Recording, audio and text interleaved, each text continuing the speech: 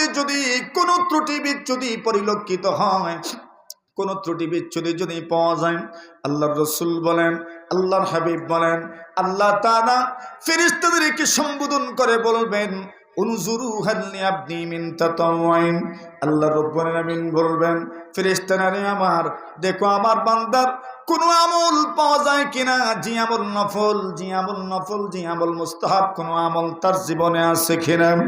আল্লাহর ফেরেশতারা বলেন, মালিক হা হা পেয়েছি, তার নফল আমল আছে।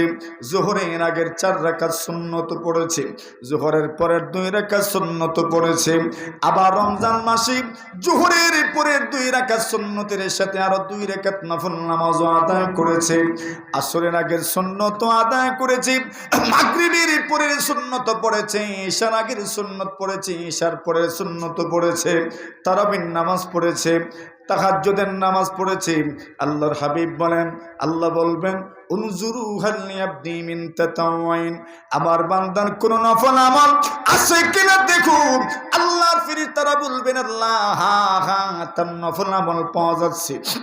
আল্লাহ রাব্বুল আলামিন বলবেন, আমার বান্দার নফলের মাধ্যমে তার ফরজের মধ্যে যত ঘাটতি হয়েছে সেই ঘাটতিগুলো পূরণ করে দাও, আর আবার বান্দার নামাজের 100 মার্ক লিখে দাও। আল্লাহর নবীজি বলেন, উম্মাহ শুনে রাখো, তোমার নফল আল্লাহ তাআলা তোমার নফলের মাধ্যমে তোমার ফরজের ঘাটতি পূরণ করে দিবেন। তোমার ফরজের ঘাটতি যদি পূরণ হয়ে যায়, আল্লাহর হাবিব বলেন, শুধু শুধু নামাজের ক্ষেত্রে ব্যাপারটা যে এমন নয়। আল্লাহর হাবিব বলেন, রোজার ব্যাপারে এমন, যাকাতের ব্যাপারে এমন, হজের ব্যাপারে এমন। আল্লাহর হাবিব বলেন, তোমার যাকাত তুমি আদায় করেছো, এই যাকাতের মধ্যে ত্রুটি বিচ্যুতি পাওয়া যেতে পারে, কিন্তু তুমি সেই ত্রুটি বিচ্যুতি তোমার নফল সাদাকাতের মাধ্যমে পূরণ করে নিলাম। তুমি হজ করেছো, হজের মধ্যে ত্রুটি বিচ্যুতি পাওয়া যেতে পারে, কিন্তু তুমি আবার জীবনে তোমার তো একবারই ফরজ, কিন্তু তুমি জীবনে একবারই আদায় করো নাই। আল্লাহ আপনাকে তৌফিক দান করেছেন, আপনি আরো আদায় করলেন, অথবা আপনি উমরা করলেন। আল্লাহর হাবিব বলেন, আমার বান্দার ফরজ হজের মধ্যে যে ত্রুটি বিচ্যুতি পাওয়া গেছে, তার নফল হজ এবং উমরার মাধ্যমে সেই ঘাটতিটা পূরণ করে দাও। আপনি রোজা রাখেন, আপনার রোজার মধ্যেও ঘাটতি পাওয়া যেতে পারে, যেমন রোজা রাখা অবস্থায় আপনি আমি যদিও পানাহার থেকে বিরত থাকলাম, কিন্তু গীবত তো চলমান, মিথ্যা কথাটাও তো অনেকের চলমান, মিথ্যা সাক্ষী দেওয়াটাও তো অনেকের চলমান, চুগলি করাটাও তো অনেকের চলমান। এর মাধ্যমে আমার রোজার মধ্যে ঘাটতি এসে গেছে, রোজার মধ্যে ত্রুটি এসে গেছে। আল্লাহর হাবিব বলেন, আল্লাহ তাআলা বলবেন, আমার বান্দার কোন নফল রোজা আছে কিনা দেখো, যে নফল রোজার মাধ্যমে তার ফরজের ঘাটতি পূরণ করা যাবে। আল্লাহর ফেরেশতারা বলবেন, রব্বুল আলামিন আল্লাহ, হা হা পাওয়া যাচ্ছে, রমজানের পরে শাওয়াল মাসের 6টা রোজা সে রেখেছে, পাওয়া যায় মুহররমের 2টা রোজা সে রেখেছে, পাওয়া যায় শবে বরাতের রোজাও সে রেখেছে, পাওয়া যায় আরাফার রোজাও সে রেখেছে, পাওয়া যায় যুলহিজ্জা মাসের প্রথম 10 দিনের যে কোনো একদিন অথবা 2 দিন বা 3 দিন সে রোজা রেখেছে। আল্লাহর হাবিব বলেন, কুরবানি ঈদের আগের যে 10টা দিন আছে, যুলহিজ্জা মাসের চাঁদ ওঠার পর থেকে নিয়ে আরাফার দিনের রোজা পর্যন্ত, নবীজি বলেন এক এক দিনের রোজা কি পরিমাণ সওয়াব হয়। আল্লাহর হাবিব বলেন, ইয়াদিলু সিয়ামু কুল্লি ইয়াউমিন মিনহা বিসিয়ামি সানাম। আল্লাহর হাবিব বলেন, এর উম্মত, তুমি যুলহিজ্জা মাসের চাঁদ ওঠার পরে একটা দিনের রোজা যদি রাখতে পারো, আল্লাহর হাবিব বলেন কি পরিমাণ সওয়াব দেওয়া হবে। এমনকি আরাফার রোজাও যদি রাখতে পারো, আরাফার রোজার যে সওয়াব আছে তা তো আছে। নবীজি বলেন, যুলহিজ্জা মাসের প্রথম 10 দিনের রোজা হওয়ার কারণে একদিনের রোজা 1 বছরের রোজার সমান সওয়াব হয়ে যায়। আল্লাহর ফেরেশতারা বলবেন, আল্লাহ হা হা পাওয়া যাচ্ছে, তার কিছু নফল রোজা আছে। আল্লাহর হাবিব বলেন, তোমার নফল রোজার মাধ্যমে তোমার ফরজ রোজার মধ্যে যে ঘাটতি পাওয়া গেছে, সেই ঘাটতিটা আল্লাহ নফল রোজার মাধ্যমে পূরণ করে দিবেন। তাহলে বোঝা গেল নফল আমল কেন করবেন বলে, নফল আমল এজন্য করা জরুরি, এই আমলের মাধ্যমে আমার ফরজের ঘাটতি পূরণ হয়ে যায়, আমার ফরজের ঘাটতি পূরণ হবে। এটা 1 নম্বর লাভ। 2 নম্বর লাভ, রাসূলুল্লাহ সাল্লাল্লাহু আলাইহি ওয়াসাল্লাম হাদিস শরীফের মধ্যে আসে, আল্লাহর হাবিব সাল্লাল্লাহু আলাইহি ওয়াসাল্লামের খাদেম সাওবান রাদিয়াল্লাহু তাআলা আনহু, ওনার কাছে নবীজির একজন উম্মত মাদান ইবনে তালহা রাহিমাহুল্লাহু তাআলা ওনার কাছে গেলেন আর বললেন, আবু নবীজির খাদেম, আমি আপনার কাছে প্রশ্ন করতে চাই, আপনি আমাকে এমন একটা আমলের কথা বলেন যে আমলটা করলে পরে আমি জান্নাতে পৌঁছে যাব। সুবহানাল্লাহ।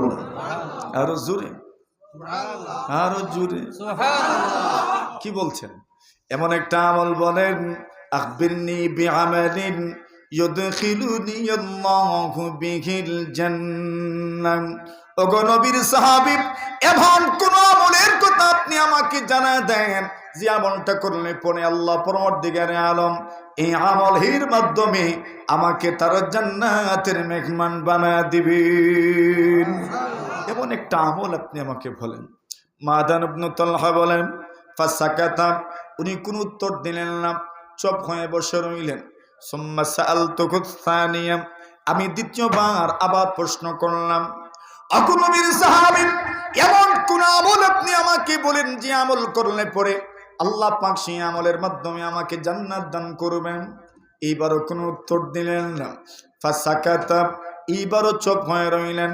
সুম্মা সাআলতুহু সালিসা, আমি তৃতীয়বার আবার প্রশ্ন করলাম, আবু নবীর সাহাবী, এমন কোন আমল আপনি আমাকে বলে দিন যে আমল করলে পরে আমি জান্নাতি হয়ে যাব।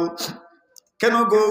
আপনি নবীজির খেদমত করেছেন, আপনি নবীজির একদম কাছের মানুষ ছিলেন, বিদায় অনেক সিক্রেট আপনার জানা থাকবে, অনেক গোপন বিষয় আপনার জানা থাকবে, অনেক অন্যতম বিষয় এগুলো আপনি জানবেন যা অন্যরা জানবেন না।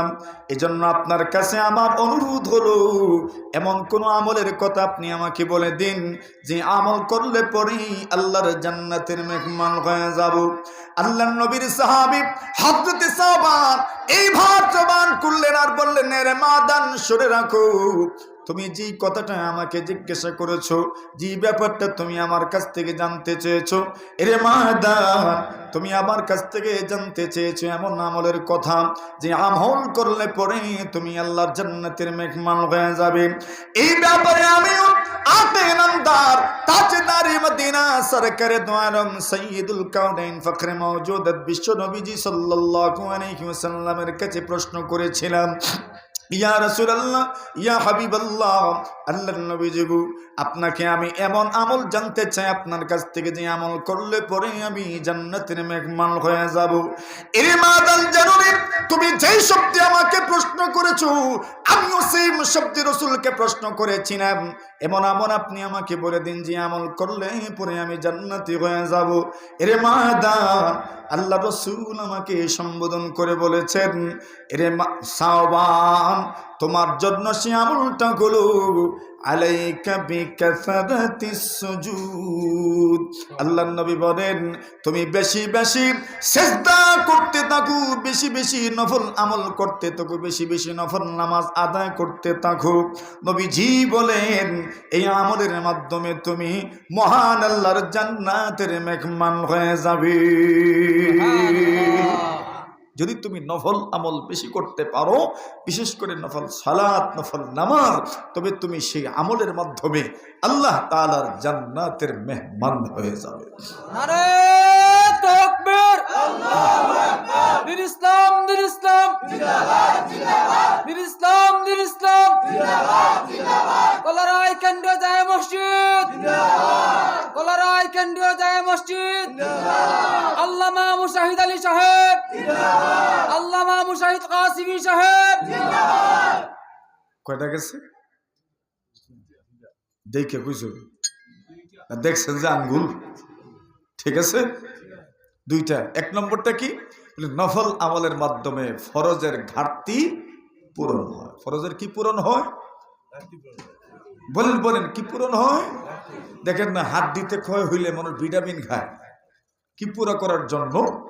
ভিটামিনের ঘাটতি পূরণ করার জন্য নবীজি বলছেন তোমার নফল আমলের মাধ্যমে ফরজের মধ্যে যত ঘাটতি আছে সেই ঘাটতি আল্লাহ পূরণ করে দিবেন। 2 নম্বর, নফল আমলের মাধ্যমে আল্লাহ তাআলা তোমাকে জান্নাতের মেহমান বানায় দিবেন। 3 নম্বর, রাবি ইবনে কাব রাদিয়াল্লাহু তাআলা আনহু বলেন আল্লাহর হাবিব সাল্লাল্লাহু আলাইহি ওয়াসাল্লামের সাহাবীদের মধ্য থেকে ছোট বয়সের যে সাহাবীরা ছিলেন সেই সাহাবীদের মধ্য থেকে একজন ছিলেন রাবিয়া ইবনে কাব রাদিয়াল্লাহু তাআলা